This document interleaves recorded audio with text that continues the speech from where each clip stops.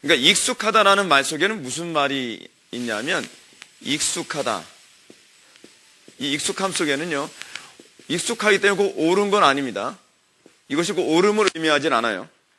익숙한 것은 편리하다. 나의 몸에 익었다는 얘기입니다. 근데 익었어도요.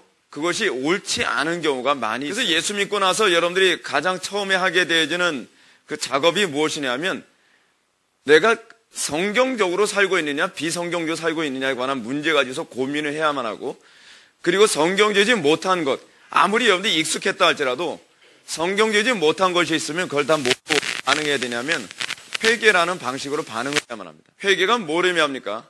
돌아서는 것이죠. 돌아서는 거예요. 이전 삶을 청산하고 하나님께서 원하시는 삶의 방식으로 다시 돌아오는 겁니다. 최초의 교회가 과연 무엇이었을까라고 한번 생각해 볼 필요가 있습니다. 최초의 교회는 에덴 동산의 아담과 하와의 공동체입니다.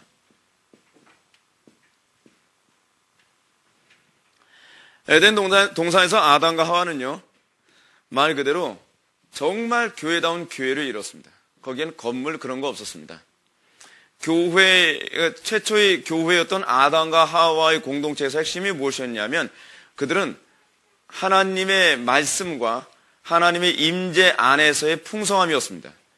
그것이 최초의 교회의 모습이에요. 그래서 우리가 항상 관심을 가져야 되는 게 무엇입니까? 내가 주님과 동행하고 있느냐, 동행하지 않고 있느냐. 그래서 예수 그리스도의 또 다른 이름이 하나 있죠. 여자가 잉태하리니 그 이름을 뭐라라? 임마누엘이라라. 임마누엘. 임마누엘 뭐예요? 하나님이 우리와 함께 하심. 예수님께서 왜 성육신을 하셨습니까? 말씀이 육신이 되어 우리 가운데 오신 이유가 무엇입니까? 성육신의 목적은 임마누엘이 있어요. 하나님이 우리와 함께하는 데서 그게 교회예요. 그게 교회. 하나님과 함께하는데 관심이 없다면 교회일 수 없다. 그래서 우리가 영원한 천국, 그걸 천당이라고 얘기하죠. 영원한 천국을 우리가 사모하는 이유가 뭐냐면 영원한 천국은 하나님과 동행하는 뭐예요? 극치죠, 극치. 그래서 우리가 영원한 천국을 사모하는 거예요.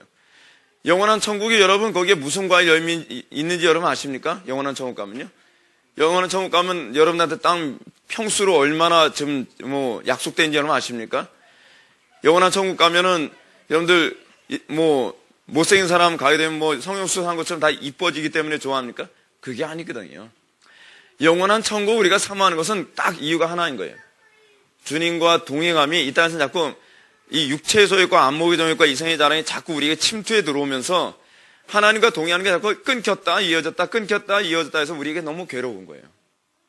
근데 영원한 천국 가게 되면 하나님과 동행하는 것이 지속되어지고 완전해지는 거예요. 퍼펙트해지는 거예요. 그래서 우리가 영원한 천국을 사모하게 되는 것이죠. 거룩이라는 말이 히브리어로 원래 카도시라고 그러지 않았습니까? 카도시라고 했는데 이 거룩은 뭘 의미한다 그랬어요? 우리가 생각하는 무슨 종교적인 거룩만을 의미하는 게 아니죠. 그러니까 예를 들어서 일반 재물을 거룩하다라고 했을 때 어떻게 해요? 재물을 잡습니다. 양을 한 마리 잡았어요. 그리고 그 양을 하나님께 드리면 이것이 거룩해지는 거예요. 흠없는 양인데 내가 먹으면 거룩하지 않아요. 그런데 이 양을 하나님께 드리면 거룩해져요. 근데 사람이 거룩해질 때는 어떻게 거룩해지냐? 재물에게는, 그러니까 어떤 양 같은 경우는 하나님께 드린 것이 거룩해지는데 이 거룩이라는 표현이 사람에게 사용될 때는 헌신이라는 의미로 바뀌죠. 하나님께서 여러분들을 거룩하게 만들었어요. 그 얘기는 무슨 얘기예요? 하나님께서 이전에는 여러분들이 어디에 헌신된 존재였다는 걸 얘기해요. 돈, 명예, 성공, 행복, 기타 등등 세속적인 세상적인 것에 여러분들이 헌신되었어요. 이게 카도시거든요. 근데 여러분들이 예수를 믿고 난 다음에 헌신의 대상이 달라져야죠. 그러니까 이게 바로 하나님의 성령이 여러분 속에 임한 증거예요. 여러분들이 예수를 딱 믿고 나면 그 다음서부터는 헌신을 누구에게 하느냐? 하나님께 하는 것으로 바뀌어져야죠. 우리가 신앙이라고 하는 것은 내 가치관과 내 인격과 내 삶 전체가 이전과 달라지는 거예요. 하나님 중심적으로 바뀌어요. 상급에 관한 얘기가 자꾸 요즘 신학계에서 논란이 많이 되는데 요즘 그쪽에 논문이 많이 나옵니다. 상급이 뭐냐? 뭐 천국 가서 뭐 금면류관 쓰고 누군 개털 모자 쓰는 거 상급이라고 얘기하냐? 뭐 누군 63빌딩에 사고 누구는 뭐 초가집에 사는 것이 이게 상급에 관한 문제냐? 상급에 관한 문제가 상당히 많이 나옵니다. 근데 상급에 관한 그 신약의 언어는요, 별로 물리적인 개념으로 나온 건 없습니다. 신약성경에서 나온 상급을 가만히 찾아보면 하나님께서 이 땅에서요, 우리에게 이 땅에서입니다. 상급은 이 땅에서 주어지는 거로 봐야 돼요. 왜냐하면 천국에 가서는 차등이라는 게 없어요. 천국에서는요. 근데 이 땅에서 여러분들이 하나님의 위로가 있어요. 하나님께서 여러분 심령이 가난한 자에게 어떻게 해요? 그 마음이 하나님께만 온전히 가난한 가운데 하나님께 그 마음이 어떻게 해요? 그 마음이 부유함을 부여해 주시죠. 이게 상급이에요. 어떤 사람이 심령이 목말랐어요. 너무 의에 줄이고 목말랐어요. 그럴 때 예수 그리스도의 의를 덧입혀 주시는 그 은총을 또 경험해요. 이게 상급이죠. 세상 사람들의 위로와 칭찬은 전혀 바라보지 않고 오로지 예수 그리스도의 칭찬과 은총만을 바라보는 가운데 주님께서 우리의 고난 중에도 위로해 주시고 칭찬해 주시는 게 있어요. 그게 상급입니다. 상급 없이 살게 되면 비록 거듭났다 할지라도요, 뭐가 없냐면 영원한 하나님 나라에 대한 상급에 대한 기대감이 점점 약해져요. 그러니까 막연해지죠. 막연해져요.